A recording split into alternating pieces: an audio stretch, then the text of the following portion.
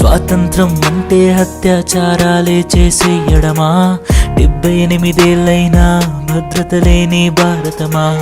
కలలు కని స్వేచ్ఛే లేని స్త్రీలకి ఫ్రీడమ్ ఏడమ్మా? ఈ కుక్కల మధ్యల మీ బతుకులకే విలువేడమ్మా? దారుల్లోనా, ఇళ్ళల్లోనా, ఆటల్లోనా, చదివే వేలల్లోనా, బస్సుల్లోనా, బంగ్లాల్లోనా, చీకట్లోనా, నడిచే బాటల్లోనా, స్వేచ్ఛే లేని నా దేశం, ఇంకా మార్పే రాని మగం మగం. నీ తల్లి చెల్లి నీకు ప్రాణం, పరువాడదంటే ఎందుకుర మోహం?